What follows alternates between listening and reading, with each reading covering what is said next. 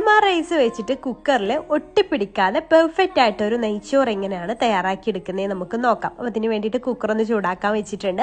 കുക്കറായി ചൂടായിട്ട് വരുന്ന സമയത്ത് അതിലേക്ക് 3 ടേബിൾ സ്പൂൺ സൺഫ്ലവർ ഓയിൽ ഒഴിച്ച് കൊടുക്കുന്നുണ്ട് കേട്ടോ. അതിലേക്ക് ഒരു സവാള ചെറുതായിട്ട് അരിഞ്ഞത് ഒന്ന് ചേർത്തിട്ട് നമുക്കിതൊന്ന് റോസ്റ്റ് ചെയ്തെടുക്കാം. ഇത് ഈ സ്റ്റേജ് വേണമെങ്കിൽ നിങ്ങൾക്ക് സ്കിപ്പ് ചെയ്യാം, നിർബന്ധമൊന്നുമില്ല കേട്ടോ റോസ്റ്റ് ചെയ്തെടുക്കണം. അതിലേക്ക് അണ്ടിപ്പരിപ്പ് മുന്തിരിയൊക്കെ ഒന്ന് ചേർത്തിട്ട് റോസ്റ്റ് ചെയ്ത് മാറ്റി വെക്കുക.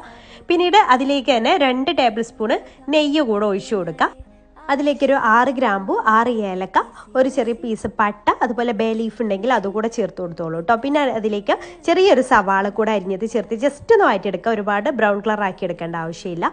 പിന്നെ അതിലേക്ക് കഴുകി മാറ്റി വെച്ചിട്ടുള്ള കൈമ റൈസ് ഇതിലേക്ക് ചേർത്തിട്ട് നന്നായിട്ട് തന്നെ റോസ്റ്റ് ചെയ്തെടുക്കുക. റോസ്റ്റ് ചെയ്തെടുക്കുന്ന സമയത്ത് അതിലേക്കുള്ള വെള്ളം കൂടെ ഒന്ന് തിളപ്പിക്കാൻ വെക്കണം.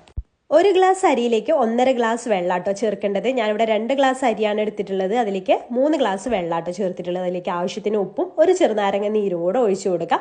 എന്നിട്ട് മിക്സ് ചെയ്തതിന് ശേഷം കറക്റ്റ് ഒരു വിസിൽ വന്നിട്ട് രണ്ടാമത്തെ വിസിൽ വരുന്ന ആ ഒരു സമയം വരെ വെച്ചാൽ മതി. 2 വിസിൽ വരേണ്ട ആവശ്യമില്ല. അങ്ങനെ ഒരു വിസിൽ വന്നതിന് ശേഷം ഞാൻ ഫ്ലെയിം ഓഫ് ചെയ്ത് പ്രഷർ കംപ്ലീറ്റ് പോയതിന് ശേഷം ഓപ്പൺ ചെയ്യുക. എന്നിട്ട് അതിൻ്റെ മുകളിൽ റോസ്റ്റ് ചെയ്ത് വെച്ചിട്ടുള്ള സവാള കൂടെ ചേർത്ത് കൊടുക്കാം.